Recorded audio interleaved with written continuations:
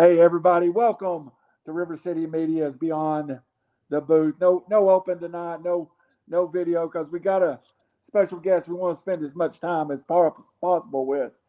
I want to welcome a good friend and someone I have the privilege of covering his games. Coach Tim Starkey from Marion County. How you doing, Coach Starkey? Hey, man, I'm good, man. I appreciate you fellas having me on. Always, it's kind of become an annual tradition that somewhere during the summer I'm going to bug you a little bit. And, It's all right. a couple of questions, and I'll turn it over to Phil. One, I believe you start spring this week. Yes, we do. We start Thursday evening. We'll do the 2 days of acclimation, Thursday and Friday, and hit it wide open next week. All right, Coach. Before I go to Phil, I got a question. When we done your interview, I mean, just right after you got the job, you talked about you were the first coach from Marion County to be the Marion County coach. Over the last 2 years, how has that played out? Is it more of a distraction or more a benefit for you to be that closely related to the program? It definitely has its pros and its cons. I think it's been more of a pro for me. Kind of the main thing is, when you're from a small town and a guy that knows as many people I know around the community, they never hesitate to reach out, and Yeah. it could be 8 or 9 o'clock at night, and two or three of them might say, "Hey, I know Coach Starkey. I'm gonna ask him right now." And next thing you know, you got 20 or 30 people reaching out to you because they feel close enough to do it, and it's a good thing. I'm not complaining, but sometimes you got to deal with the more of the community because you're more in the know with them, and they feel like they can call you at any time, and I embrace that and I appreciate it, and that's just kind of one of the good things about being that guy, someone that they feel comfortable enough with to reach out when they got questions. So it's working well so far for me. Well, I'm going to tell you, Coach Tilton, your quarterback, his uncle lives in the next neighborhood, so I get it maybe a little bit too, because I always get that text on Thursday night. Hey, how do you think Marion's going to do? Talk to Coach Starkey lately. So you know exactly what I'm talking about. Absolutely, Phil. Go ahead and open up with Coach Starkey a little bit. Well, Coach, this is the first time of course, I've got to meet you and whatnot. But I want to ask you a little bit about your background. For one thing, what got you into coaching? I know you played at Marion County, but what made you decide to be a football coach? Well, when I left high school, I graduated and went to Tennessee Tech to play football. I'll be honest with you, I've always been a football guy and someone that's always been around the game and family enjoys it. And, just family's always been football guys. And so, just going to college and trying to figure out kind of what I want to do after football, I kind of thought I want to coach, and that's kind of how that came about. And so, you have the college advisors, athletic advisors, and I kind of went to them and kind of told them, I kind of think I would like to coach and, and what kind of avenue I need to go down to be one. And so I do PE and wellness in our building, and I also have a driver's ed, and those are some of the hardest positions in a school building to be able to teach. You just don't have those opportunities as much as the other classes in a building. But I was fortunate. It worked out for me. I got a PE spot right out of college to go back to my alumni South Pittsburgh and coach. Well, we had some good years there, and I learned a lot of football under a bunch of experienced coaches. So it was very beneficial for me. And so after that, I kind of got out of teaching for a little while, but I kept coaching. I started working for juvenile court for the judge, and, it just kind of led me to my position today. I went from an assistant to the offensive coordinator to back in the building, helping Coach Pruitt to the next head coach at Marion County High School. And so that's kind of how that took place. Well, of course, you mentioned Coach Pruitt, and I want to ask you about that. Of course, down here we know Coach Pruitt and his two sons also that have been in coaching for a good while. But how big of an inspiration was he? Was he a big influence into you becoming possibly a head coach one day? Oh, definitely. It was kind of a situation where, like, when Mathis took another job, I was kind of the offense coordinator then with him. And so when Coach Pruitt applied, I kind of applied also, but I wasn't in the building at the time. And so Coach Pruitt, he got the head coaching job, and he reached out to me about coming in the building and working beside him to continue to be the offensive coordinator. And, I learned some good football from that guy, man. You ain't never seen someone that knows more ball than him now. He knows it. And he can dial it up. He's one of those guys. He's got so much football knowledge. He'll be doing something, and you'll be wondering, like, Coach, will we? And just wait and see. I'll show you. And it always comes out full circle, man. He's a good one. Was a good mentor to me. I've been fortunate my whole coaching career up until this point, and still to be around a bunch of good coaches. I haven't been many places. I've been South Pittsburgh and now Marion County, but I've been around good coaches for the most part my whole coaching career. And so, I've seen some good ways to do things and some bad, and I just try to take them both with stride and to run my program to be the best coach that I can be. Well, Coach, when you got into coaching, of course, when you first start, you don't know where you're going to end up. Did you have any idea? Was it a goal, or did you kind of will your way that you would be the head football coach at Marion County High School? Be honest with you, I never thought about ever being the head football coach at Marion County. To be honest with you, I thought I'd probably be in a position to eventually one day maybe be the head coach at South Pittsburgh. That's just kind of when I first got out, and, being around a bunch of veteran guys, I knew one day they would all get out or retire or go their separate ways. And, I might be left with an opportunity. I never thought I would be at Marion County High School. A little fun fact, and some know, some don't. I actually went to Jasper Middle School into 8th grade. I didn't go to South Pittsburgh until I was a freshman. So my mom graduated from Marion County, and my dad graduated from South Pittsburgh. So I've used the word tweener. I had one foot in on each side. And so it just worked out, and fortunate that I'm the head coach at my mom's alumni and her brothers. And so it's been a blessing. I'm fortunate. I will say that.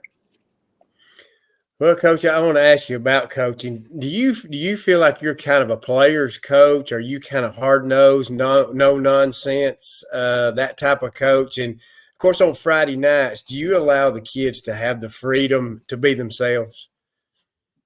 I definitely do on Friday night. I try to be more of a player's coach. I get some of the swag, as they call it, and they get on to me. They say I'm old now because I use these words that they don't use no more, these job words. But I get them wanting to play with emotion, but it's a line, though. You don't cross the line, and I use the word the gray area. I tell them, like, we can play in that gray area all day, but don't cross that line. I want them to have fun. I want them to be able to enjoy playing in front of it, because I was that player in high school once upon a time, and we won a state championship and had a bunch of really good football players that played the same way. So I want that. I want to see that. I got a son that's going to be a freshman, and he's an emotional guy on the field and on the basketball court, and I don't want to take that away from him. So I try to be a little more of a player's coach just because I get the game. But again, it's a fine line, and you don't want to cross that line, and you want to be disciplined, and at the end of the day, you want to be play hard-nosed football, and nobody cares about some of that extra that goes on today. So I try to lean a little bit and let them, have a little fun. But again, I tighten down when I have to. Yeah, one of those where act like you've been there before, even though you can be a little emotional, but act like you've done this before. I think most coaches are that way. Well, Coach, I want to ask you one question, and I'll turn it back over to Randy for a few. I was trying to remember what it was. Oh, in athletics now, stuff has changed so much over the years. I know you've seen it in the short time you've been a coach, but it takes a lot to keep these kids interested now. And I've talked to this about a lot of coaches. It seems like schools in high school now, athletics has become an investment. A lot of schools around are building new stadiums, getting new bleachers, building new gyms. These kids want nice places, nice facilities. They want nice fields to play on. Used to in the old football days, it says, here's what you got. You're playing for pride of your school. Well, now kids have a lot of different interests now. So you've got to make it worthwhile for these kids to play, to keep them interested in nice locker rooms, nice equipment, nice stadiums to play in. It's a big plus for a football program. Oh yeah, definitely. I know exactly what you're talking about, and when I got the job a couple of years ago, that's the first thing I wanted to do, and I felt like it was something our program needed to, just to be more uplifted with some of the stuff that these kids care about, and at the end of the day, it's about them, and you want them to want to be at your school, and you want them to play for you. A couple of things that I was fortunate enough to be able to do was, bring in some all-black uniforms. I know some of the older fans ain't really crazy about it, but the kids love it. They will play in it every Friday night. But in Marion County history, we've never had any other uniform than purple and white, So, my principal gave me the go-ahead, and, we got all-black uniforms. So, ever since I've been the head coach, we do what we call a blackout game. And then on senior night, obviously they always choose to wear the black jerseys. And so, and we'll combo. Sometimes we'll wear white jerseys with the black pants when we travel. So the kids love it, and other sports in our school have now been able to order black uniforms. Our locker room, I got the job, and I think I had it 2 months, and I wanted to put LED lights all in the locker room. So a couple hours before game time, it's lights off, but they cut those LED lights on. It's purple all in the locker room. They land around, kind of getting their mind on the game, just stuff to make them want to be there. We got 6 kids that wear Axiom helmets. Them are kind of pricey. Was fortunate enough to get a 6 of them, but and make sure everybody has a good helmet, a speed flex, and just do the stuff the kids want to do to play for your program. The whole saying is you look good, you play good, and I get that because I came up in a time where I kind of believed in some of that stuff, and it's even more that way now. So I do get keeping your program alive and your Twitter page, posting some of the stuff they're doing for their parents and some of their friends to see. It's all about the program. If you're not running a good program right now, the kids don't want to be there, it seems like. And so we try to do our part with that. Hey, Coach, let me ask you on that vein, how intimidating is that right corner of your stadium with multiple state champions, multiple runner-ups? And when you sit there in that stadium, it is well advertised that this is a program with history. Oh yeah, man. We got some people in the program in our club that it's fireworks every time we run through that the paper before a ball game on a Friday night, and that band's playing, and you got that corner. We won the region last week, and I think they're supposed to come this week or next and put our new 2023 region champion up in the corner to add to it. The goal is to put another state championship up there sooner than later, and our guys know that's the expectation, and that's kind of what we're working towards. So we want it to be a place where you come and that music's going, and we're playing good football, but we want to put on a good show also, and so that's kind of what we try to do, and our kids enjoy it. I come there every year or every other year with Sequatchie County, and that stadium and that crowd, this year it was on fire, Coach. I don't know that I have been, and it was a 45-0 win, and your defense played great. But that crowd was on fire that night. Yeah, it was. That was a big game, man. It was Dr. Pepper game of the week. We both went into the game ranked in our classification. And so it was, man, and our kids embraced it. They really did. They did. And if you spoke to any of them, I think the Thursday practice before that game, it just wasn't going like I wanted, and I was kind of on them pretty tough. And so I told them, I said, you're gonna get your feelings hurt tomorrow night, and they make sure to remind me, Coach, you said you doubted us, you thought we weren't gonna get it done, but they did. They played their tail off that night, man. It was a fun game. It was. So coming in 22, you just suffered a batter of injuries, and against us, you lost your tailback, and you ended up going 5-5. How much pressure did you feel coming off of that year one, 5-5? And Coach, I thought you were one of the better. I know everybody says it, 5-5. You were a good football team at 5-5. Oh yeah, I think so. We ran into some bad luck, but you still, as a competitor and as a ball coach, you want the next man to step up, or no matter who's in the game, to be able to do your stuff and be good at it and execute. And we was probably 2 more games better than what we turned out that year. We went from the Meigs County that year, my first year at week 10, if we would have won, would have been a 2 seed and hosted a first round playoff game, to losing and being out. Just kind of unfortunate situation. And we just couldn't get nothing to go our way. We didn't. And I mean, I'll be honest with you, there's a lot of times I'm like, man, what did I sign up for? But I knew what I was capable of, and I knew what kind of kids we had, coming back, and I knew their drive. I knew they wanted it just as bad as I did, and it paid off for us last year. Starting last year, and we kind of saw it coming. A couple of wins early, then the big Sequatchie game. Then you beat defending state champion. I think that was at home, correct? Yes, sir. Yeah, Tyner at home. Yes, and sir. that kind of turned the state around, and they went, "Oh, what's going on at Marion?" I think y'all were 6-0 after that. How big was the Tyner win in your season? It was a big win for our guys. A lot of those kids, a lot of our players on our team were sophomores when they played that Tyner team. That was really good, man. They were solid. Obviously, they won the state championship for a reason. But what, they was able to get a little bit of revenge. Because they left a bad taste in our mouth. We went up there and they kind of put it on us pretty good. The week before that is when we had lost our starting tailback and Alex Condra and a couple of more starters that were out for the rest of the year. So we were scrambling when we met them. Not to take nothing away from them, man. They were just a good football team. They were better than us. But man, that's it, man. We wanted to max their intensity when they came, and I think we did that and got on them pretty good early. Coach, just one more question, Phil, and I'll come back to you. Was there a point in 2023 where you just kind of looked around and said you had knew something special was happening? I did. I really did.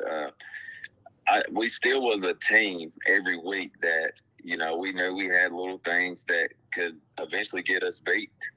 And I will be honest with you, I think it caught up with us in that game with East Robb, in that playoff game. I mean, we went 10-0, undefeated, first time since 1995, and we hit the playoffs on a high. And we thought we would finish in Chattanooga. That was the goal, and we felt good about it, knowing East Robb was the team that they were.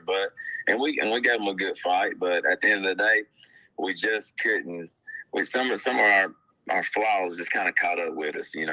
I think our kids needed to play in that game. I think they needed that experience because they've never been, hitting them out, just constant like we were that night. We went into halftime 7-7 and coming out with the ball, and we turned it up. We returned the ball. Our guys running down the field, and they stripped the ball out and they jump on. I mean, we just couldn't get nothing to go our way, and we knew that we couldn't play undisciplined football and beat them, and so we just came on the bad end of that night. But they know that going into this season, what we got to look like to get over the hump, and so that's what we're trying to do right now. And Coach, sorry, Phil, let me follow up just real fast. Coach, by losing to East Robb, you saw what it takes, because East Robb goes all the way to the finals and loses an emotional heartbreaker to Riverside. But I think most of East Tennessee felt like whoever came out that night, you or East Robb, had a pretty good chance to win this side of the state. Oh yeah, definitely. And we thought that going into it. We said that it'd be for them, and they had an opportunity to win that game. I think it was 7-7 at halftime in that state championship game with Riverside. So we're so close. But again, man, we got to get over that hump. We got to do what it takes. We got to be bigger, faster, stronger. I think we've had a good off season. Again, we got to play the game.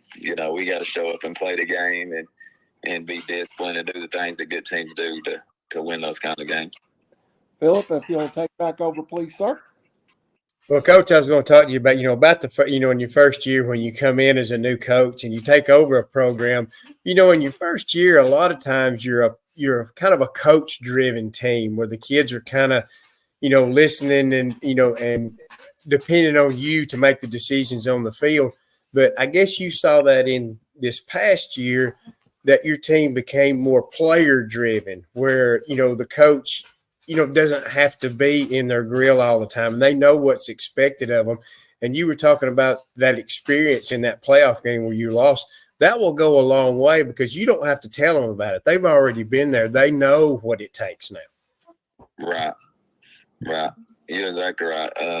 And the expectation is high, and they know that going into it.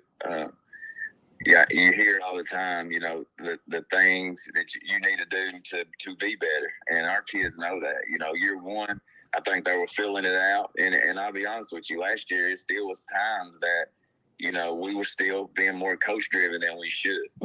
And I think our guys know that and know what we got to do this year to kind of get over that hump to be better, and we got to be more player driven. And like I said, last year, I just think, that's one of our flaws. That's something that we should have been better at. And at times we wasn't, and it caught up with us. So, we get another chance to come back with some experienced guys. We were junior heavy last year, got some really good seniors coming back. So, just hoping they, playing in that game that they're better for it moving forward this season. Yeah, because definitely being experienced, you'll have a lot more leadership on the field, and they'll be the ones that picks everybody up by the shirt collar, and make everybody have a sense of urgency. The coach don't really have to say anything, and when you have that, that's where wins come from. Oh yeah, and I'll tell you this too. Me and my coach, a couple of my coaches, was just talking about spring because spring practice we about to start this week. It's crazy how new this thing still is for me in my program and some of my coaches. Like this is my second spring practice. It's going to be my third season coming up, but this is my second spring practice. I didn't get a spring when I took the job, so this thing is still fairly new. To myself, the kids, the players, they're comfortable with everything we got going on right now. But still, it's our second spring practice. It seems like it should be my third or fourth, but it's not. So, a lot of things to continue to be better at, and that's kind of what we're striving to do. Yeah, because because I guess you being a young coach, you're kind of like the players are too. You're learning on the fly also, and that makes it kind of tough sometimes. Oh, yeah, definitely. It's you can be an assistant coach for 10 to 15 years, but it's head coach experience like being a head coach. I've learned more being a head coach, and I tell you, I probably coach less football than I've ever had right now just because of the head coach role. And that's fine. That's why I like having good coaches on my staff, and I've been fortunate enough to be able to address a pretty good coaching staff for our players. And so, I feel good about what we got in place. Again, it's just kind of about the preparation. That's kind of what we're striving to do right now, and that's kind of where we got to be better, man. We just got to execute a lot more than we did last year to have that opportunity that we're looking for. Yeah, I think that's where a lot of successful coaches make it now. There's so many distractions outside that you have to deal with, even, player meals and what time to get on the bus and all those things that can be issues sometimes. So a good coach delegates. And if you've got a good staff around you, that makes your job a lot easier. Oh yeah, definitely. And I got to do a better job with the delegation. Coach, just tell me and I'll do it. But, some of that is just want to make sure it gets done. So if it's not done correctly, it's on me. And then some of that is just, not wanting to put more on the coaches than I think I need to, But again, I got a veteran staff, man. They work wonders for me, man. I couldn't be more appreciative of them and my principal for allowing me to, have some good men with me this journey.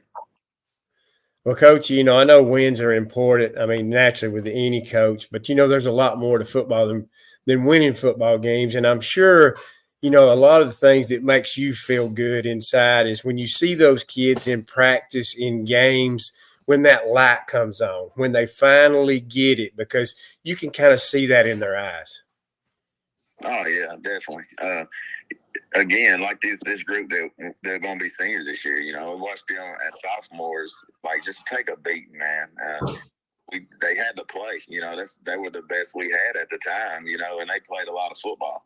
So seeing them become juniors and have a really good season, and like I said, winning the region, something ain't been done in a long time at Marion County High School, is a big deal for them. It was fun to watch them enjoy that week 10. And it was just a good experience, man. And it makes you feel good just to know that they can come back in that stadium and look up on that board and say, hey, I've been a part of that, show their families, kids, it gets deep, man. The more you think about it, because that's kind of what it's about. You want these guys to be able to come back and reminisce and talk about their good times and some of the bad times and know they left their mark on the program. Yeah, and also too, they'll come back and see you because it'll be times when they have children and get married, and they want to share that with you. And of course, that's what's great about being a high school coach or of any kind, is when these kids come back and thank you personally. Oh yeah, man, there's nothing like that, man. It's nothing. I'll tell this story. Last year, I guess it's probably last spring. Jacob Sailors, he's turning it up right in the semi-pro league, but they have the draft. They're having the NFL draft, and he knew he probably wasn't going to get drafted the first round or second, but he could have been watching that thing. He could have been anywhere watching that draft, and he's out there on the practice field with us. And one of my drills on offense, just sitting there watching and talking to the kids. I mean, and the NFL draft's going on, and he ended up picking up and went to the Bengals and then to the Falcons before he's doing this semi-pro thing. But just, he could have been anywhere, man. Have an opportunity of a lifetime that was up in front of him. He's out there on the practice field. Like, ain't nothing happened, man. Like, it don't get no better than that. That's kind of why you do what you do. Yeah, definitely. So, well, coaching in practice, I know competing is a huge thing in any sport. It is. What do you do in practice to keep these kids competitive? Because you kind of like to challenge them one-on-one amongst your own team, because that's good for team camaraderie. Right.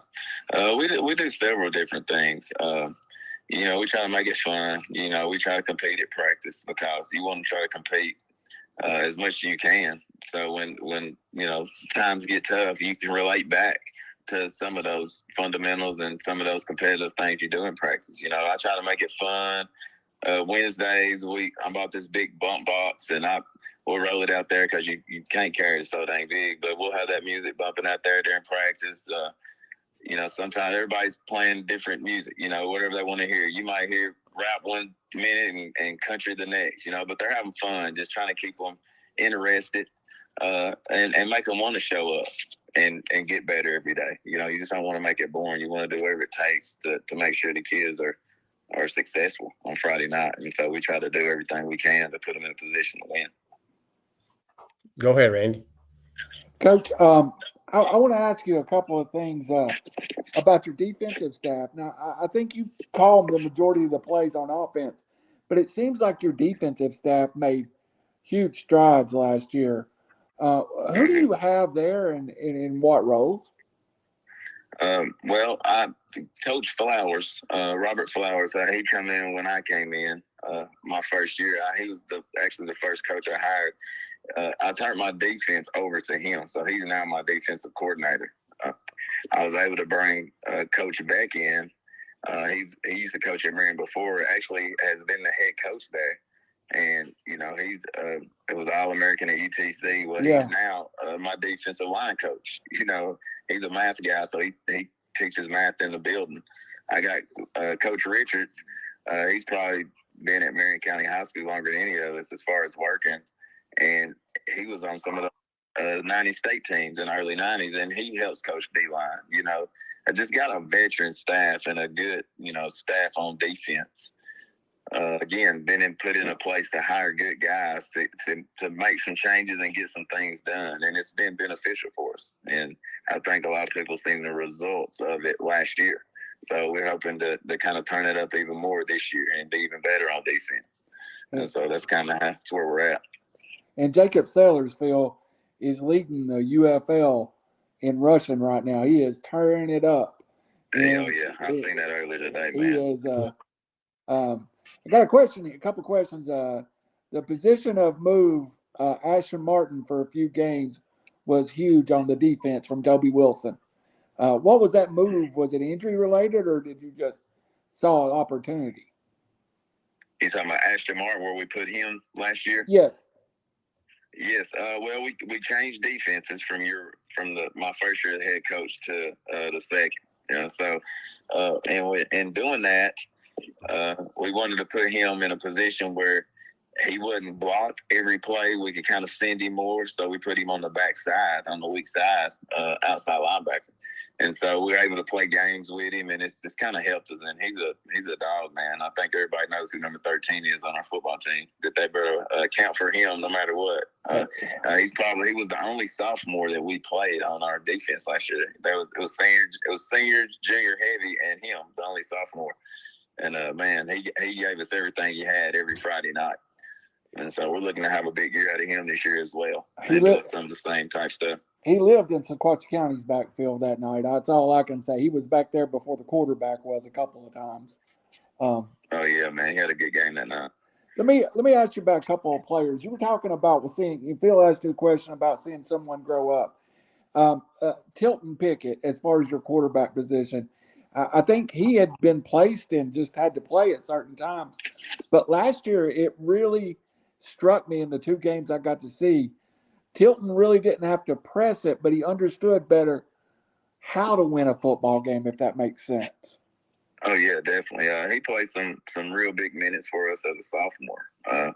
And so last year, him coming in as a junior, he turned the page a little bit. He knows that he has some things he still needs to work on, and we have been working on them here off season. But he was a big reason why we had some of the success we did last year, just him being able to do some things that he couldn't do the year before.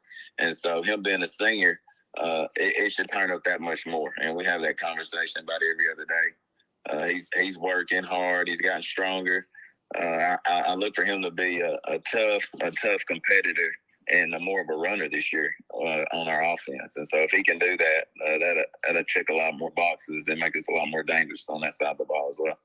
Personally, for all the kids I see in the Valley, he was my most improved player from his sophomore to junior year, with still room to go his senior year. Let me ask you about, to take the coach's hat off a second, and I'll come back to you after this, Phil.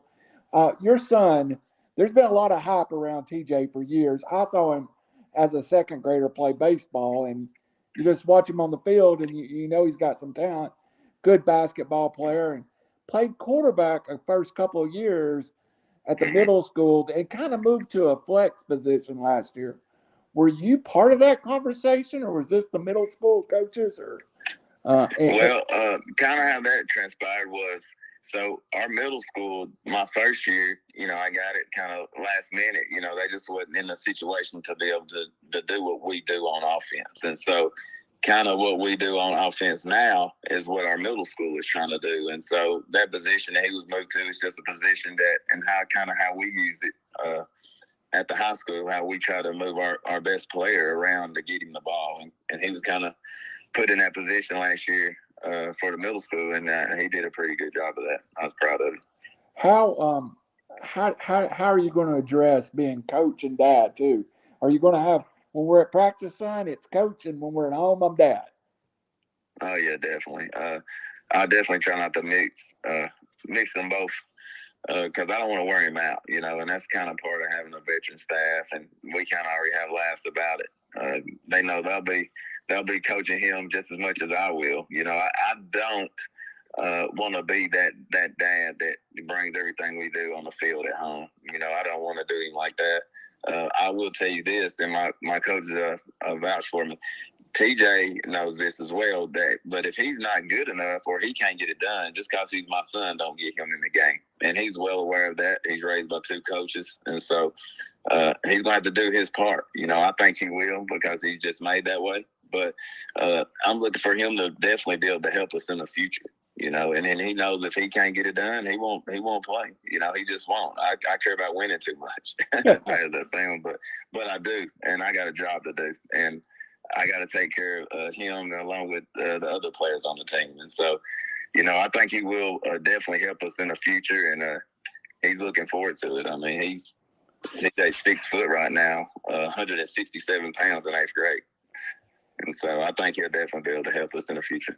Coach, during basketball games, is it his mom or you that's worse during basketball games? That's all I need to know.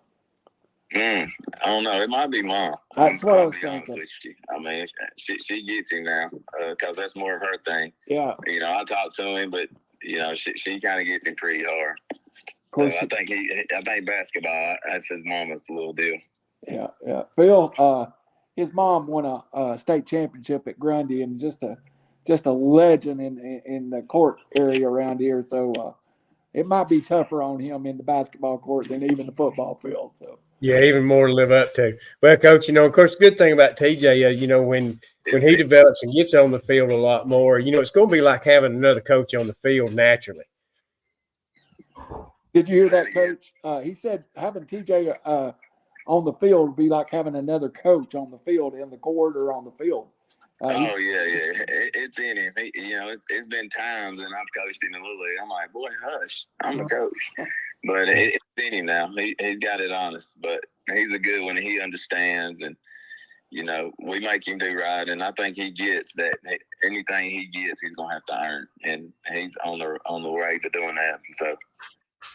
Well, I've never seen him not work, so I think he understands that. So, Philip, go ahead, sir. Well, Coach, I want to ask you about now. I'm the occasional fan. I'm just showing up and new in town. What am I going to see out of Marion County, both offensively and defensively? Well, defensively, I'll start there because that's where we've been priding ourselves here lately, man. Just because we got some guys that can really get after it, and they like to play big boy football. So I think you're definitely going to see a physical football team, without a doubt. Coach Horman, we just brought him in. He's doing our strength and conditioning and coaching linebackers. And I tell him all the time, man, he's wasting his time in high school. He should be a college strength coach because he's really good at what he does. And our players are about to benefit from that fully here in the next couple of weeks or so. And so you're definitely going to see a physical, fast football team on defense.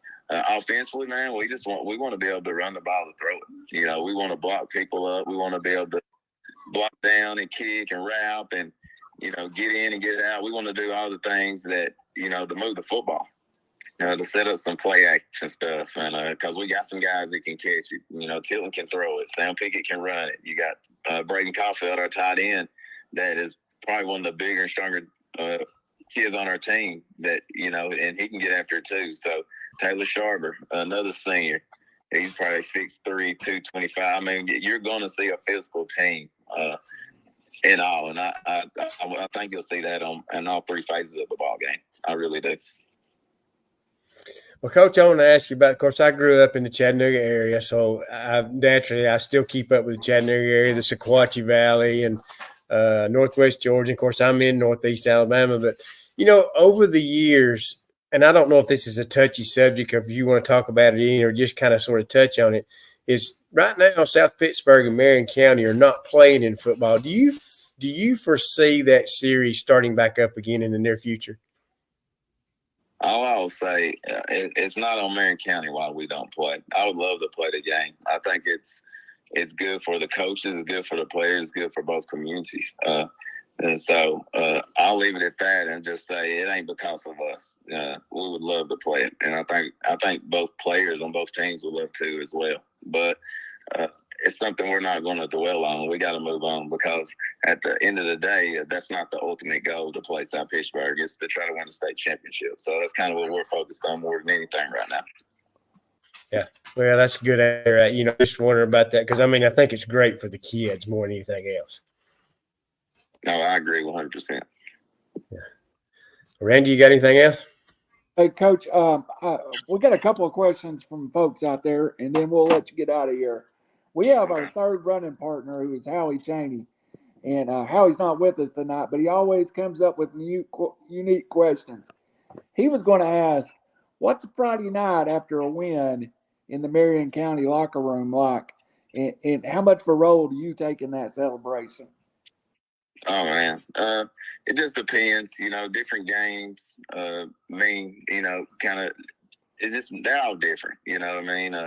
It ain't nothing for us to go in there and cut that music on and be dancing, and, sometimes, you just don't play to your full potential and you still get wins. And so it just kind of depends what's going on. I know it was it was a fun season last year, man, and I think our players and our coaches are looking forward to another good one this year. Because it just ain't nothing like it. You know, any coach, any player will tell you, and that's what it's about. You want to win in everything you do at the end of the day. It's about wins. And so that's kind of what we're focused on. We have a good time. I'll tell you that. We do. We have a really good time. Coach, early on in your schedule, it starts. You haven't avoided anybody. You may not have South Pittsburgh on your schedule, but you play the rest of the Valley and play in that Chattanooga region. Your first 5 games is going to tell you what you got. Oh, definitely. And I'll be honest with you, them games on our schedule, the only teams we play in our classification is our region. Yeah. Everybody else is 3A, 4A, and then, Dade wasn't able to play us this year, so we had to pick up another game, and we just picked up 5A East Ham, second game of the season. That's not what I'm trying to do is pick up a lot of big teams. The only team we play in the Valley right now is Squatchy County. Yeah. And that's kind of a problem to me. It really is. But I can't make these teams play us. I can just reach out and ask or have my principal and get a yes or no. And then we got to move on. So my goal ain't to try to play all the bigger teams than us to see where we're at, But it's kind of what it is, the hand we've been dealt, and we've been handling it pretty well so far. Did you them splitting you and Bledsoe up, where you're more Chattanooga and they're more Middle Tennessee, you really are playing a lot of teams out of the Metro Chattanooga area. Oh, yeah, definitely. And Bledsoe's a team I would love to play, and I've made that known. I've reached out and let them know that I'd love to get them on the schedule. Grundy County, I would love to get them back on the schedule. Will is another team. I would love to get them on the schedule. I mean, we play nobody in the Valley but one school, and we're all missing out on money and spending more money in travel because we don't play. But again, it's not because Marion County. I'll just say that. Well, Coach, I for a decade have been part of the Squatchy County program, and I will tell you, I'm always treated with first class at Marion County, and I always love that trip down there, and I love when you all come up. There's something special when we have Valley football, though. Oh, yeah, I agree. I played in Valley football. It's just been a thing. It's been times where you wanted to play one or two teams outside of the Valley, just to see kind of where you at. And I have no problem with doing that, but I still would love to play more Valley teams. I really would, just because a lot of these kids, they know each other. They play each other since Little League and middle school, and it's just one of those deals, man, where you kind of want to kind of keep some of that tradition going. And a lot of that has kind of fell to the wayside, but I would love to get some of that back for sure. Yeah, it's a special game to me. I can attest to just we got to call Coach Pruitt's 300 win up at Squatchy 2 years ago. It was a lot of fun, So. Oh yeah, definitely. Phil, you got anything to finish up with Coach? I think I've got all my questions out. Well, I thought I'd ask you one more thing, Coach. Over the years, coaching, you've been in a pretty good while now. How has coaching changed? How have the kids? I know social media changes a lot of things, but how has football changed, and how does social media affect the game of football now? It's give or take, man. I think a lot of things, it's just like anything. When these kids see it on social media, they want to try it or want to do it. And I give you a real good example of that. You watch on Saturdays or see social media, and these players, they tuck those knee pads in. Well, that's rule number 1 right now.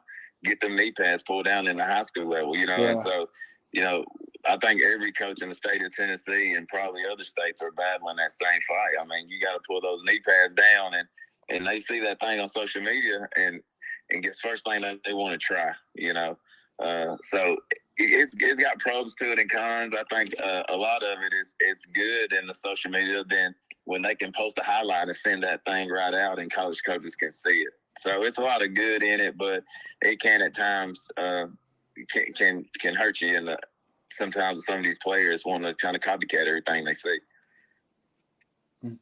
Well, Coach, did you do that? Do you think that sometimes affects you? Because you want the kids to understand anybody can beat you at any time. And sometimes these kids know on social media who's good and who's not good.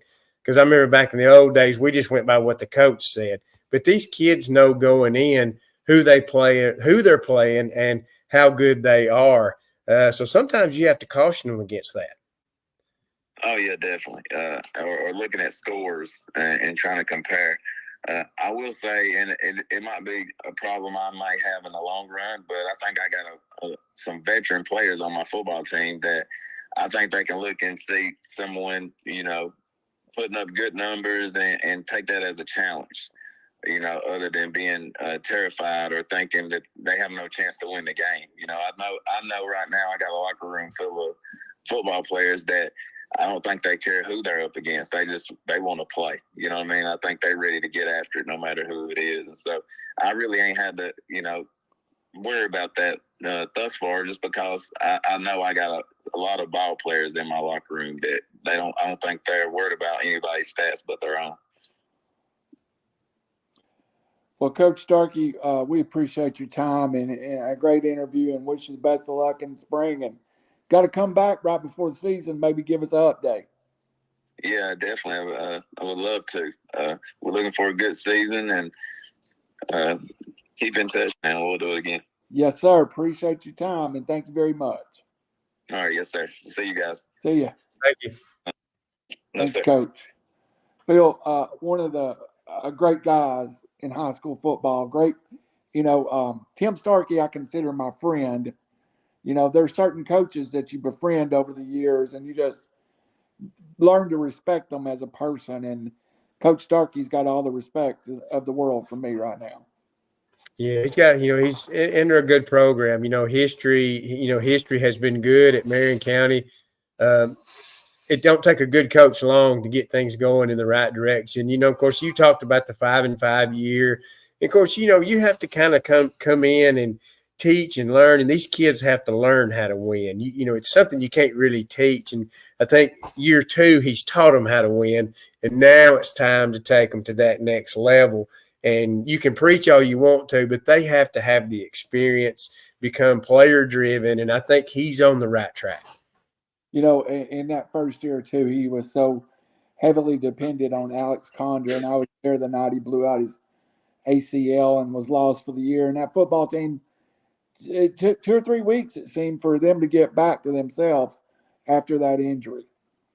Yeah, I think sometimes too, when a coach first comes in, sometimes you may weigh a little heavily on one guy, and that happens. And then when you lose him, you don't know where to go from there.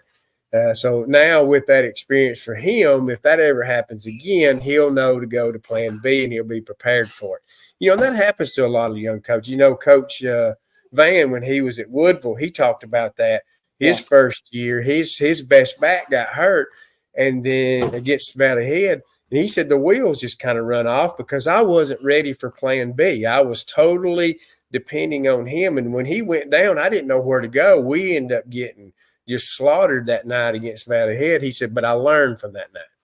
Well, and I don't think they go 10-0 last year unless they grew up in that 5-5 season. And Coach Starkey would tell you he heard a lot of chirping. 5-5 at Marion County is just not good enough. Yeah. So you hear that, and I think the players heard it, and they came back.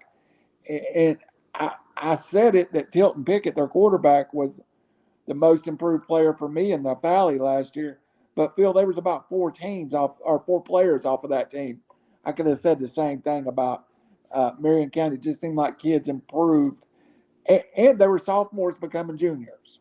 Yeah, and they learned a lot from that. Like adversity. A lot of times it's good for you. Sometimes, you pick the pieces up and you move on. Things are just going to happen, but you make a positive out of it. And it sounds like last year they did that, and now they're ready for bigger things. And Phil, I'm so glad you asked Coach Starkey about the South Pittsburgh game. It's me being a media and being in that area. I'm kind of restricted to what I can say and who I can say it to, but I think the folks at Marion County would give nothing more. Tell them the date, and they'll clear their schedule for that game to happen again. Well, the thing is with me is, whatever's happened above, to me, that doesn't matter. To me, is I think those kids needs to be playing each other because that's where a lot of your storylines come in. Your rivalry games, how you did against Sequatchie County, how you did against South Pittsburgh, those neighbor teams that you play is where the memories come from. Just like here, we had an area schedule. We had to beat Galesville and Sandrock and Collinsville, but we'd much rather have beaten Fife, Ider, and Sylvania. That was the teams that we really wanted to beat. That was the memorable games because they were people we knew. A lot of those region teams you play, you don't know none of those people. You got to win them to get in the playoffs, but it's a whole lot more special when you get to play your next door neighbor. Well, and I will say this too. I think some of the people that caused us the end is long gone from both programs, or for the details we don't know for sure, but Yeah. the staffs at both places I think now want to play each other. So I Well, expect. the biggest thing is, Randy, look what it cost you at the gate. How Oh, much money that involved. Just like with North Jackson playing South Pittsburgh now, that is huge gate both times those two teams play. Can you imagine money that's being lost by them two not playing each other? and I've been lucky enough when I took my journey out of South Pittsburgh when I left Ron Livengood down in Alabama to call that game, Phil. And I've not called a Baylor and McCallie game, so I can't say, but that was maybe the most emotional game I've ever called. The two times I called it were South Pittsburgh and Marion, and they both. The one year I called it, one of them was defending state champion, and the other one was a runner-up. Yeah, So, and I think that kind of goes along with when I was at Red Bank. Ray County was the big game. I mean, Ray County would bring more fans than we had at Red Bank. So that was always, I don't know if it was really Red Bank's biggest rivalry, but it was amongst communities. as a guy that went to Ray County, I can tell you it was our biggest rivalry. We wanted to beat Yeah, Red Bank anybody. yeah. So big news, Phil. We'll wrap it up. But this week's also big in the NFL world. A lot of college players from the Georgia, Alabama, and Tennessee area going to hear their name called this weekend, or this week in the NFL draft. It's. I tell people we've been lucky enough to be around some of the guys, and like Coach was talking about Jacob Saylor, that's now playing in the NFL, been in the NFL, and now in the UFL. You never know. Somebody you're looking at today could be the next name called. Yeah, definitely so. And you don't know where they're going to come from. And, you have a lot of big names, but sometimes these guys that you don't really know of that comes from a small community ends up having long pro careers because they can overcome adversity. I mean, because they prove people wrong their whole entire career. And a lot of times that's who your better NFL players are. Yeah, and you, of course, had the experience of having Cadillac, Carnell Williams in your district at one point, I believe, at Scottsboro. Yeah, played them in the playoffs a couple of times. He was a fantastic player to watch. He was something else. So yeah, you get to see those folks a little bit every once in a while. Absolutely. Next, Phil, we're going to visit back down in Alabama next week, I believe. Yeah, Jeremy Smith, head coach at Geraldine. Of course, they made it to the Final Four last year.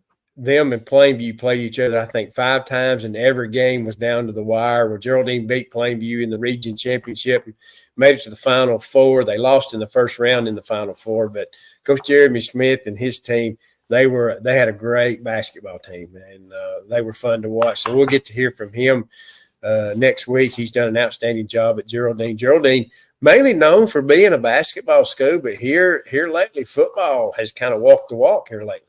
Yeah, yeah, and then we're gonna head back up to Tennessee the next week, and someone I've never had on the air in any form. Coach Hobbs from Sequatchie County, the basketball coach, will be with us. So we're going to jump over to basketball a couple of weeks, and then we'll be back for football. I had a couple of questions from folks. We will get Coach Tidmore rescheduled when he can. And it was no emergency. Like I said, his wife said he's down working on his mom and daddy's house. And sometimes you just got things like that in life you got to fill. And Coach Tidmore will be on here with us somewhere down the road. Yeah, maybe we can schedule him, maybe offset, maybe get him on a Tuesday night because basketball's not going on. He's not real busy. He'll probably help some with football, but he can still probably be on. I'll reach out to him again. Maybe we have to get him on a Tuesday night or something. Yeah, whatever night be good. And Yeah. then Phil, coming through May and heading to June. June's going to be a real special month. We really haven't talked about it a lot, but we're going to have most of the 2024 DeKalb County Hall of Fame members here for at different times for our little interview segment on Beyond the Boot. Yeah, got 3 of them set up. Jamie Vest is going to be on either the 3rd or 10th. We haven't got that fixed yet. Hillary Phillips Wigley has agreed to come on one of those 2 days. And, of course, we've got Coach Paul Benefield that will be on the 17th, the Monday after the Hall of Fame inducting ceremony. So we'll look forward to having him on once again. But we're going to have a lot of folks on. I know I've reached out to Steve Smith, who's now the head football coach at Westbrook.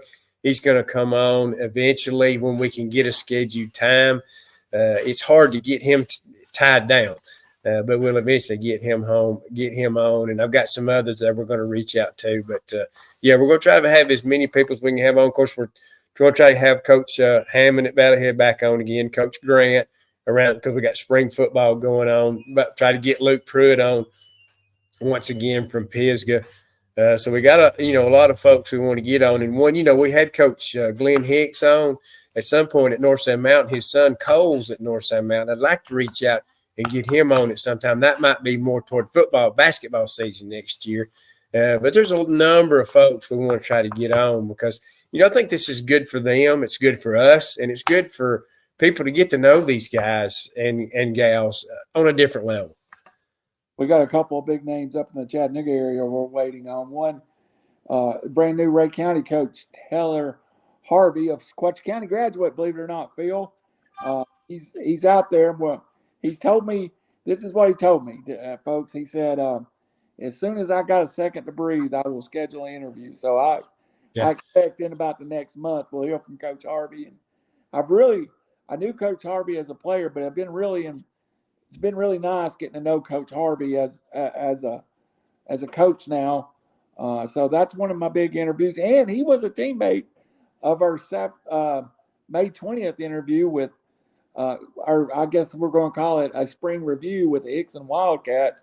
Going to have their starting quarterback on, Luke Finch, going to have their offensive coordinator and teammate of Coach Harvey, Coach Cooley, their OC on.